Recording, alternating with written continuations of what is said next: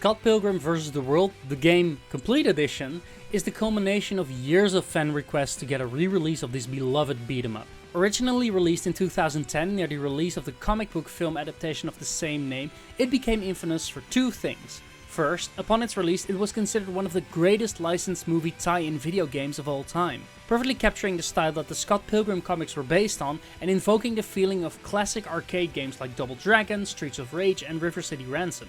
Nothing wrong so far, so why the infamy? Well, likely due to the license expiring, the game was delisted from all digital stores in December of 2014, making it unavailable to purchase or download ever since. 10 years and a lot of fan requests later, and the game is now available again in a complete edition. Is this the return of a lost hidden gem, or has age caught up with Scott and his friends? In case you haven't read or watched the story of Scott Pilgrim, let me quickly fill you in.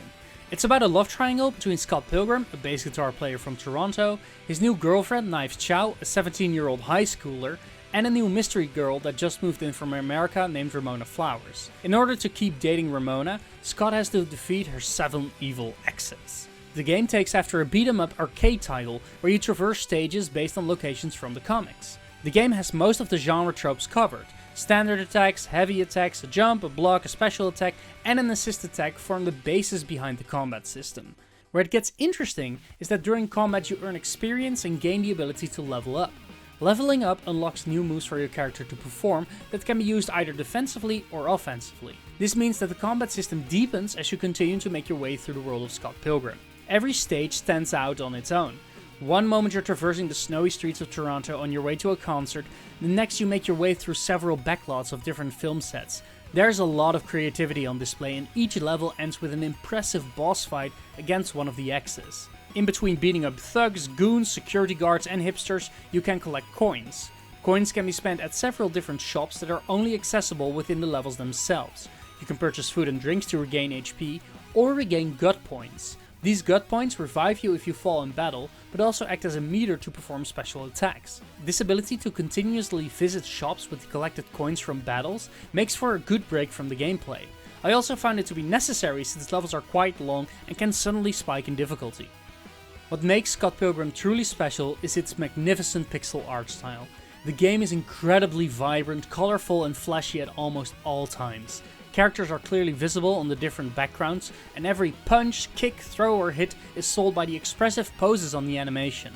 For a game that is 10 years old, its art style hasn't aged a day, which I found to be impressive since we had a true renaissance of pixel art games in the past decade.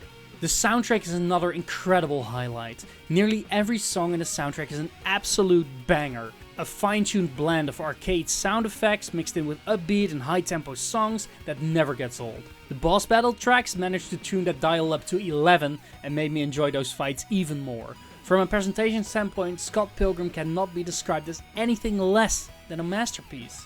That being said, the game does have a few annoying quirks to it that don't reflect a lot of quality of life improvements that other releases from the past decade have seen. The menus are a bit cumbersome and slow to navigate and take away from the flow of combat. During combat I found myself sometimes struggling to pick up objects. Their precision can be rather precise, and since the game takes place on a flat 2D stage with death, it can be annoying to position yourself just right to hit enemies or collect a variety of objects to hit them with. The character selection is pretty good, though the fan favorite newcomer Wallace Wells is nothing more than a palette swap of Stephen Stills. It is a shame that fighters are not swappable for each level. If you wish to play as another character, you will have to replay every stage with that character, with little to no changes. Leveling up is also done separately for each fighter, which means that you don't have access to unlocked moves in these replayed levels, even though all characters level up in the same way.